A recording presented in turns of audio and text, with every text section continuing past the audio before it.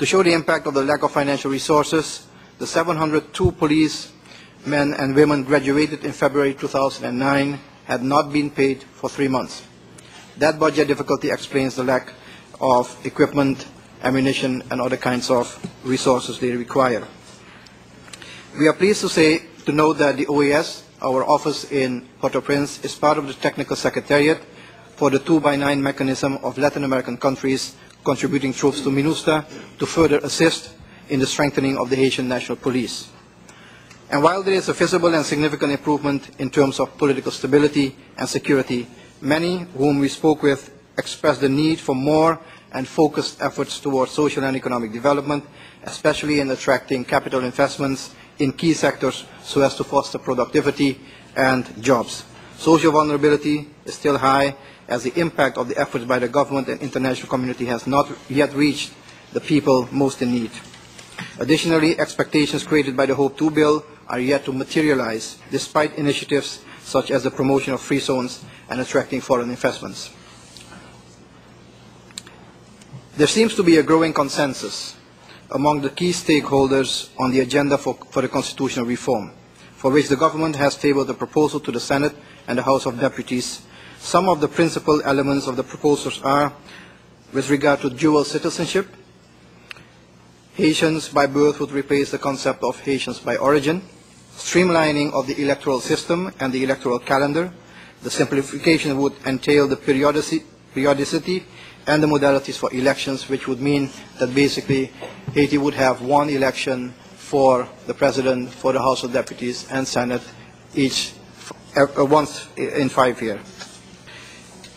The establishment of the Constitutional Council. This council will have the responsibility to consider the conformity of the laws with the Constitution and will be the last resort in electoral matter. Judicial reform is part of the proposals in the constitutional reform, as well as a different approach of the appointment of a Prime Minister. It is important to share with you that the current legislature on September 14th declared those proposals receivable, and therefore these proposals will be considered at the next legislature, and the President, during whose term the reform is approved, cannot benefit from it. President Preval, in the discussions which we had with the mission, considers judicial reform as one of the highest priorities. It is imperative, in his view, to strengthen the system, which means that the fight against drug trafficking and the lengthy pretrial detention periods should be addressed. And we are in discussion with the Justice Studies Center of the Americas to assist in this process. Continued security, social and political stability have generated an environment conducive to investments in key sectors and socio-economic development. The mission expressed the view that it will be critical for all stakeholders to maintain such a climate, especially as Haiti will be entering soon into a heightened political period in light of the upcoming presidential elections in 2010. Many counterparts and officials mentioned that it is important for Haiti to do more to encourage private investments and create jobs, and also for donor countries and financial institutions to fulfill pledges made at the April Donor Conference in Washington, D.C.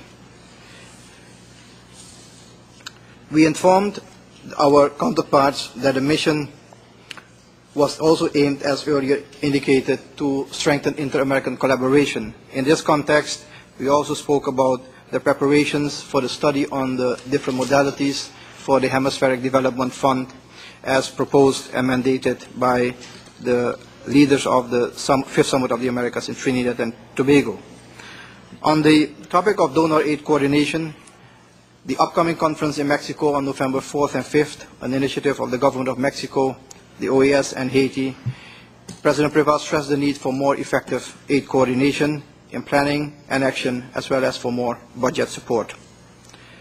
Mr. Chairman, in closing, I would like to indicate that this mission was very much supported by the permanent representative of Haiti to the OAS, Ambassador Julie Brutus, the government of Haiti, and we want to express on behalf of all members our thanks to Ambassador Brutus for being with us and providing us the necessary background information and from time to time even guidance.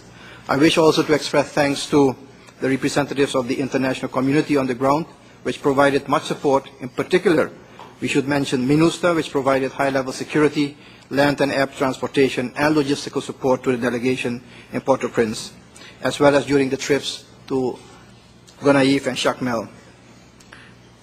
We cannot but also express appreciation to the government of Canada and the government of the United States for providing the financial resources to make this mission possible. I want to thank the ambassadors of Guyana, Costa Rica, Trinidad and Tobago, Mexico, the interim representative of the United States of America, the Embassy of Canada, Argentina and Chile in Haiti, the Inter-American agencies, as well as the representative of Brazil, the Pan-American Health Organization, Pan-American Development Foundation, IDB and ICA, as well as all the journalists who traveled with us during this mission.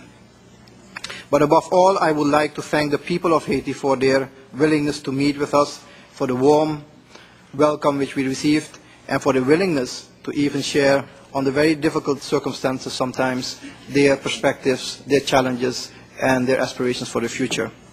In closing, Mr. Chairman, ambassadors, ladies and gentlemen, it would have been much more effective if you would have seen and heard the views expressed by Haitians themselves through a video presentation.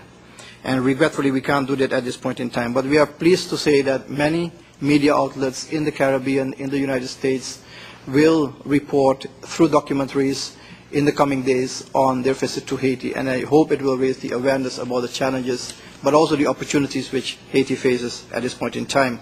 For now, Mr. Chairman, with your permission, I would like to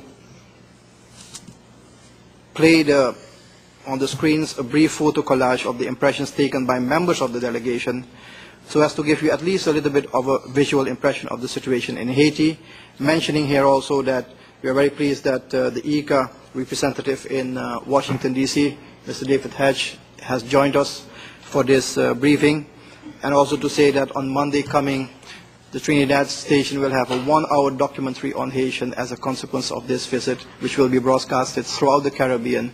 And I hope, again, it will create that awareness which we need about Haiti at this point in time. Thank you very much, Mr. Chairman.